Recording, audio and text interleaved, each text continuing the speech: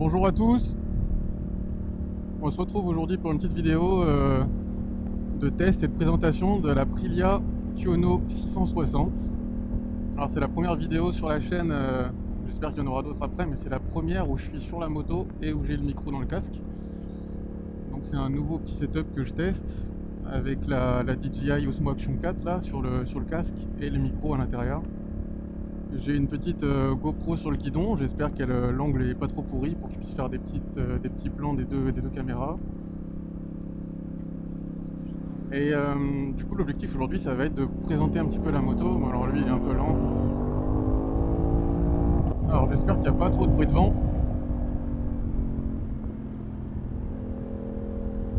Du coup la moto, je vais pas rentrer dans vraiment les détails profonds de la fiche technique, mais c'est juste pour la présenter rapidement. Cette Tiono elle est de 2021. Elle dispose du shifter up and down.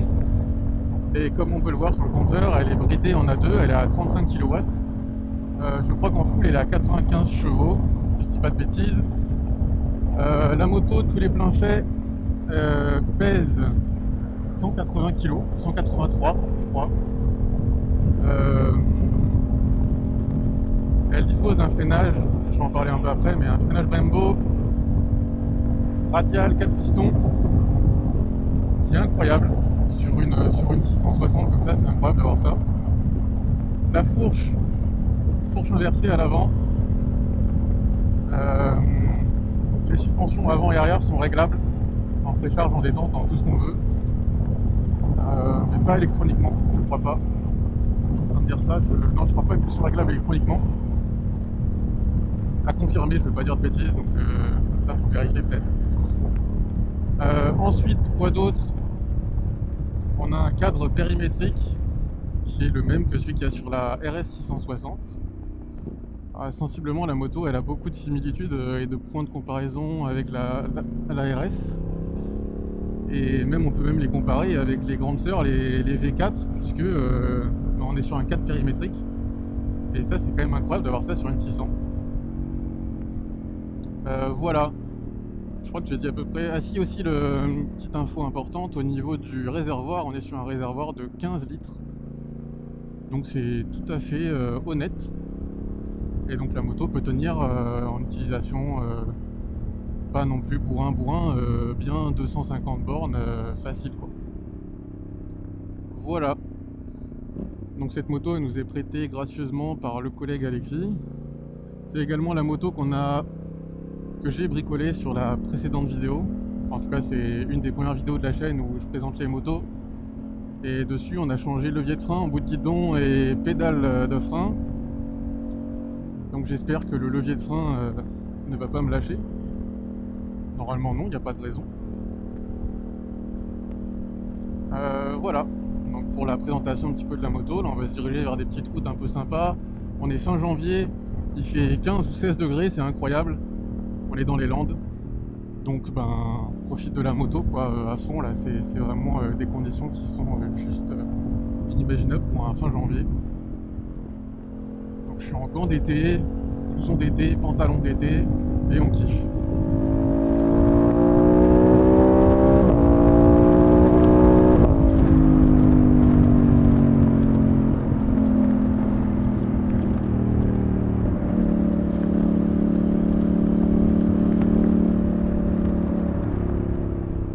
Alors j'ai un micro dans le sac, en plus du micro dans le casque, pour vous faire entendre le son de ce bicylindre. Je m'arrêterai là d'ici quelques minutes pour faire un petit tour de la moto, histoire de la présenter aussi de l'extérieur, pas que le poste de pilotage. Puisque la moto est équipée d'un silencieux MIV, d'une ligne complète plus silencieux MIV, et donc elle chante plutôt pas mal. Alors je sais pas si avec le micro, puisque c'est la première fois que j'utilise le micro dans le casque, on va l'entendre très très bien. Mais en tout cas, elle a un très très joli son de bicylindre parallèle. Voilà, parce que c'est vrai que moi au début je me le disais, je pensais que c'était un V2 en fait, puisque les grandes sœurs sont des V4. En fait non, c'est un biparallèle. Ouais, donc la moto en termes de pilotage, alors moi j'ai pas non plus énormément de comparaison puisque j'ai pas testé 500 motos. Donc je suis pas journaliste essayeur, hein. Là l'objectif c'est juste de donner mon avis personnel en termes d'utilisation de la moto et de plaisir à bord de la moto. Voilà. Donc avant ça, j'avais une MT-07 moi quand j'étais jeune permis, donc il y a encore de cela 1 ou 2 ans, hein, donc c'est assez récent. Une MT-07 de 2017. Et c'est vrai que comparé avec celle-ci, c'est le jour et la nuit quoi, parce que surtout en termes de châssis et de freinage, parce que le moteur de la MT, même bridé, est connu pour être très joueur. Mais alors là, on est sur un autre monde.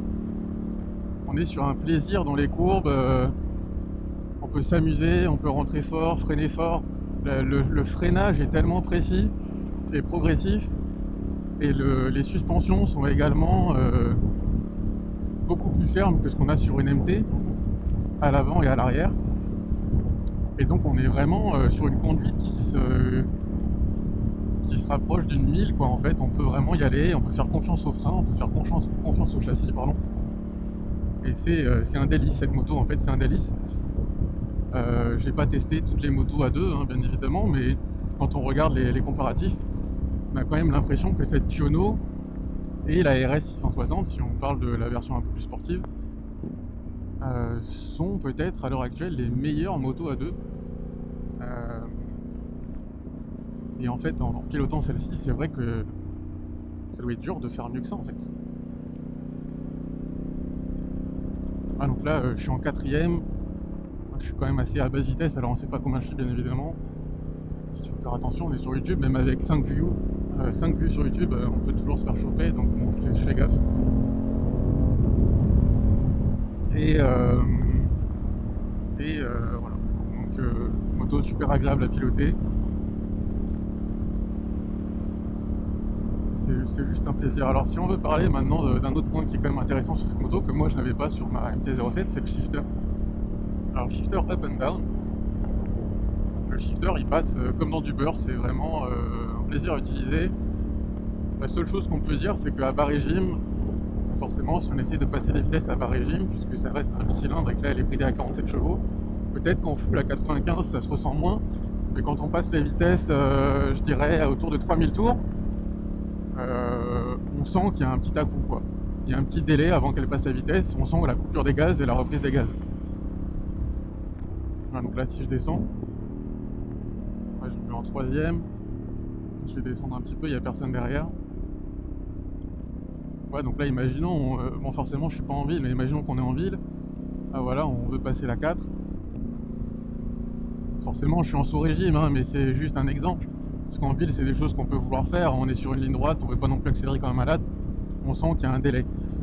C'est quelque chose qu'on ressent moins sur les 1000, en tout cas moi, maintenant j'ai une S1000R, il y aura sûrement une vidéo avec la S1000R, en point de comparaison, et le shifter de la S1000R, ben, on peut le passer très bas dans les tours, on ne ressent aucun à-coup. Alors je sais pas si c'est du fait du constructeur, mais en tout cas c'est voilà, c'est juste un petit point qu'on peut noter. Et si là je descends, au shifter, j'accélère un peu. Là, je passe la vitesse au shifter, là, autour de 7000. Ah bah là, ça passe incroyablement bien. Donc quand on l'emmène un petit peu, ce qu'on est censé faire quand on roule la moto sur des routes un petit peu plus dégagées où on peut se faire plaisir, bah là, le shifter, c'est un délice. Voilà.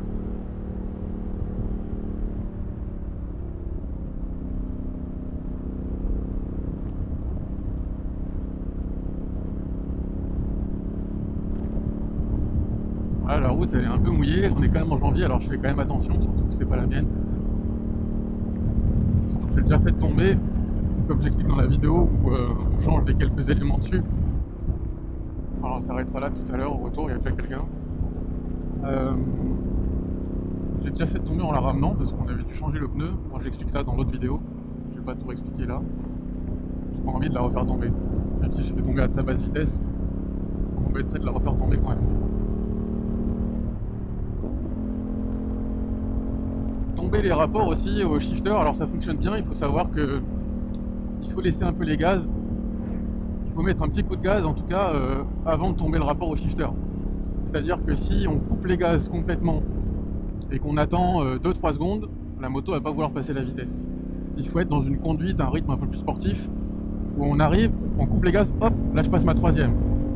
Alors que si je coupe mes gaz complètement, je touche plus à la poignée de gaz, j'attends un peu, Bon là, elle l'a passé, bien évidemment, elle me fait mentir. Mais c'est plus quand on tombe de la 5 à la 4. Quand on n'est pas dans les tours, en réalité, là, elle va moins vouloir le faire. Bon, bien évidemment, elle me fait mentir. Si je me mets en 5 et que je freine, si je passe la vitesse un petit peu trop tard, là, j'appuie dessus, elle veut pas la passer. On sent qu'elle a toussé. Bon, bien évidemment, on n'est pas censé passer la vitesse autant en bas régime, mais à certaines situations où on chill, on est là, on veut tomber la vitesse, parce que moi, c'est des choses que je peux faire sur la S1000R et la moto, elle ne dit rien du tout. Bah, avec celle-ci, il faut savoir que voilà, tomber les rapports, il faut être un peu dans les tours quand même, quoi. Ce qui est tout à fait normal en soi, mais c'est juste une petite remarque. Alors, je vais pas tarder à faire demi-tour.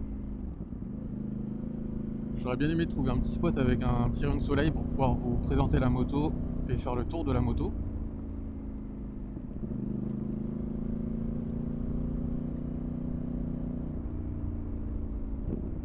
Et oui, du coup, pour reparler du shifter, donc le downshift, en faisant un petit rev matching, je sais pas comment ça s'appelle en français, donc on met un petit coup de gaz juste avant de passer la vitesse pour redonner un petit peu de régime au moteur et que la vitesse tombe plus facilement. La moto, elle le fait, mais c'est très simple à faire dessus, c'est pareil, c'est très agréable en fait. Donc voilà, je suis en troisième, j'embraye, je mets un petit coup de gaz, je mets ma seconde. Elle le fait toute seule presque en fait, on dirait qu'il y a un rev matching automatique, comme il y a sur les voitures qui sont récentes maintenant. Et c'est vraiment un délice. Je vais dire beaucoup de fois le mot délice peut-être, parce que cette moto se rapproche d'un petit bonbon en fait, hein, pour les jeunes permis. C'est vraiment quelque chose quoi. Moi j'étais comme un fou sur ma MT-07 puisque c'était ma première moto, j'avais pas eu de 125 ni rien avant. Mais celle-ci, en tant que première moto, mais c'est incroyable en fait. On va faire demi-tour là. Les racines. Bon, il y a un lotissement, on va pas aller les faire chier. Je vais aller me mettre là où j'avais prévu de base. Hop.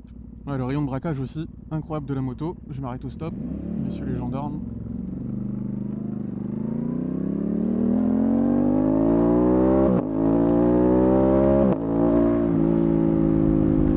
On sent que ça pète hein, derrière quand même. Quand on passe les rapports au shifter, ça met un petit coup, c'est très très agréable. Elle a une sonorité franchement pour un bi qui est très très jouissive. On a envie de la pousser cette moto, on a envie de passer les rapports au shifter, de s'amuser avec. Et en plus on est en sécurité puisqu'on dispose, comme je l'ai dit avant, d'un châssis, d'un freinage. Rien à dire.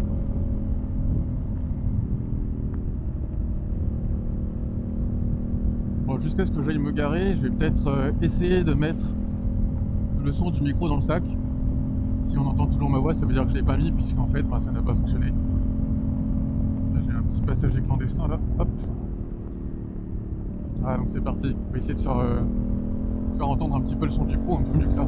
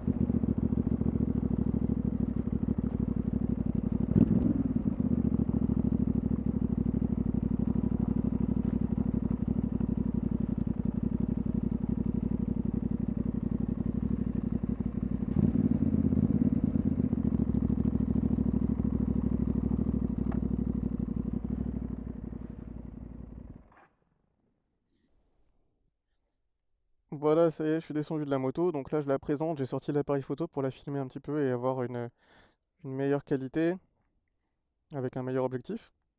Donc voilà à quoi ressemble le côté gauche de la moto.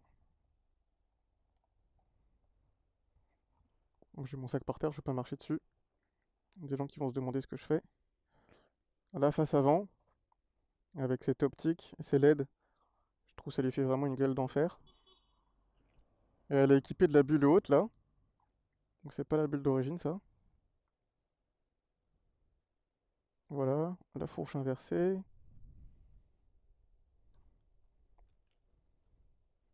Le freinage Brembo radial à l'avant. Donc ça, vu que c'est celle de 2021, je sais pas si je l'ai dit au début de la vidéo, je crois que oui. Ça, c'est le coloris de 2021 également. Parce que tous les ans, il y a des nouveaux coloris. On s'en est rendu compte en les cherchant, en fait. Celle-ci, elle était disponible qu'en 2021. Voilà, le côté. Et donc la ligne d'échappement, qui est une ligne complète, avec catalyseur intégré. C'est une ligne complète MIV. Et le silencieux qui a été changé. Donc ça, on en parlait dans la vidéo précédente où on bricole dessus. C'est un silencieux de Tuono V4, puisque le silencieux de Tuono 660 n'est pas disponible à l'achat en pièces détachées en fait. Pour la 660, il fallait acheter la ligne complète. Donc là, on a pris un silencieux de Tuono V4 qui est donc compatible puisque c'est exactement les mêmes dimensions. C'est les mêmes diamètres de sortie du silencieux, etc. Donc tout était bon. Et il nous reste ce petit détail à régler. Voilà le raccord ici qui est toujours griffé puisque c'est celui qui était sur la moto quand elle est tombée. Quand je suis tombé avec. Donc voilà. Sinon le reste a été changé. Il faut aussi qu'elle soit lavée. Voilà la bestiole. Alors je vais me rapprocher du guidon, même si on la voit quand j'étais dessus tout à l'heure. Sur le chemin du retour, je vais essayer de vous présenter ici. On a le cruise control. Et quand j'ai testé la moto la première fois, j'ai pas compris comment ça fonctionnait en fait. Et il m'a fallu quelques essais pour m'en sortir. Donc je vais essayer de montrer comment on l'active. Ça peut toujours être utile à certaines personnes. S'il y en a qui voient la vidéo déjà. Et à droite, là, on a le bocal de frein qui est un bocal d'origine. Moi, je pensais que c'était un bocal qui avait été changé, comme genre un bocal Rizoma. Mais en fait, c'est le bocal d'origine. Voilà. Et la clé, franchement, ils auraient pu faire un effort, moi, je trouve. Je la trouve pas très jolie, quoi, ce gros bout de plastique qui part là. On s'en parlait du porte-clés, qui est tout sale. Mais ouais, clé, franchement, ça pourrait être un peu mieux.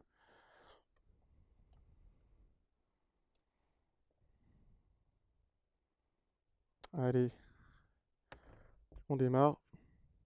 Ah, j'ai appuyé sur le mauvais bouton. J'ai appuyé sur le bouton des modes, en fait, qui est juste en dessous. D'ailleurs, pour les modes, avant que je reparte, donc vous avez le bouton là qui est juste en dessous du bouton pour démarrer la moto.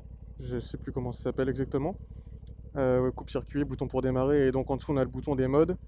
Et dans les modes, on a le mode individuel et le mode commute, c'est le mode plutôt mode pluie, où tout est plus souple sur la moto, l'accélération, la réponse des gaz, puisque c'est du ride-by-wire, donc c'est pas une poignée de gaz qui est gérée par câble. Et le mode dynamique, c'est le mode full. Et le mode individuel, c'est le mode qu'on peut personnaliser. Mais là, je sais pas comment il a été personnalisé par la personne qui avait la moto avant, on s'est pas encore plongé là-dessus. Donc on va se mettre en dynamique. Et franchement, quand il pleut, le mode commute, eh ben, il fait plaisir parce que si j'avais peut-être utilisé le mode commute en sortant de la concession, je serais peut-être pas tombé. Allez, on est parti. Je vous ai donné pas mal d'infos déjà, je vais arrêter de parler et je vais mettre le micro dans le sac s'il est plutôt bien positionné, si ça fonctionne.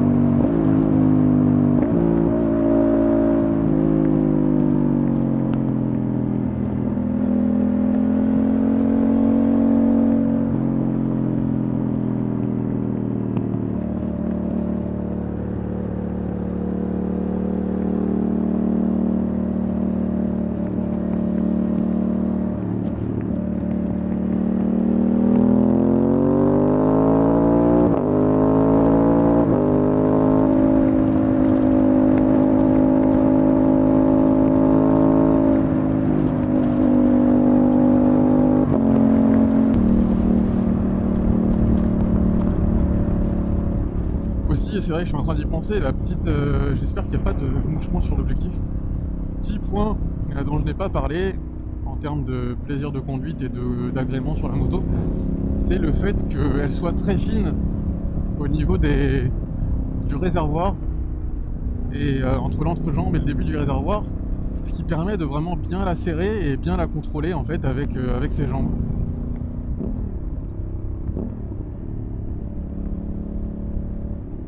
Et ça c'est top pour pouvoir se faire plaisir, quand on veut un petit peu de astiquer un petit peu plus, on peut vraiment la diriger avec le bas de son corps.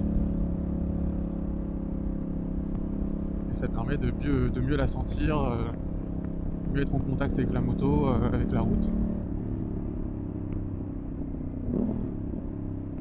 Ah, le downshift au race matching, c'est vraiment top sur cette moto. Quand on est un peu à basse vitesse, faut vraiment faire ça plutôt qu'utiliser le shifter, je pense. Et là, hop, le shifter, la 3, elle est passée toute seule. Puisque j'étais un tout petit peu dans les tours, en train de prendre de la vitesse. Et là, la 2, hop, tiens, des petites moto-écoles. Ça, c'est cool de voir ça ici. Petit V à vous, les gars, vous allez kiffer bientôt. Vous allez kiffer comme le collègue Alexis qui prête la moto, puisque à l'heure où je tourne la vidéo, il a sa moto, mais il n'a pas son permis, ce qui est plutôt dommage en fait. Je suis désolé les frères. Hop. Wesh. Il a pas mis son pneu ou quoi lui? Ah si, il avait mis. Le petit papy dans le kangou, il s'en est foutu royalement. Allez, petit Axel.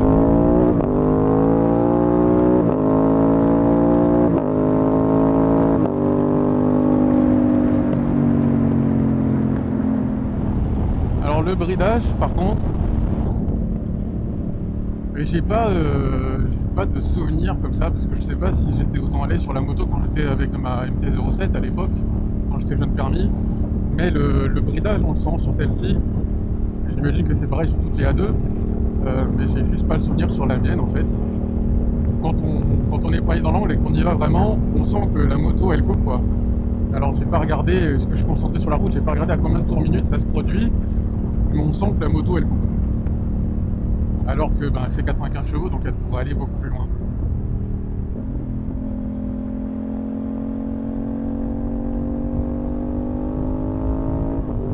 En fait, il faut passer les vitesses assez tôt, je dirais.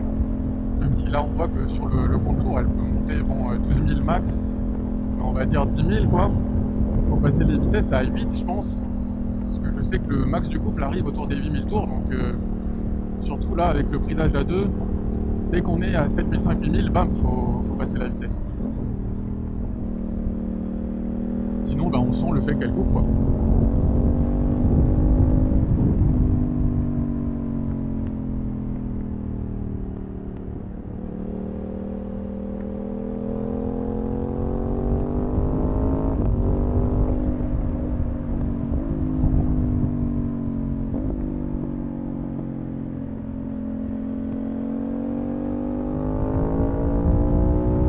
Là, je sens qu'elle a coupé, là, j'étais à 7000 et quelques.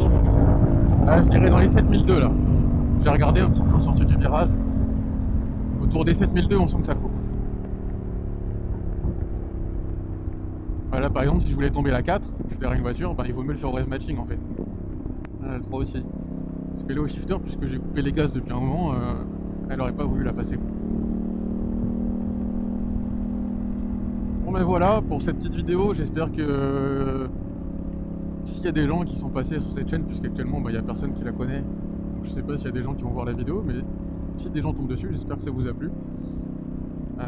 J'espère également que ça vous aura été utile peut-être si vous vous renseignez sur des motos à 2. Et on se retrouve sûrement bientôt pour une prochaine vidéo, puisque j'ai la mienne, j'ai Miles Miller que je veux présenter. Donc voilà, à bientôt tout le monde, on se retrouve bientôt sur les routes.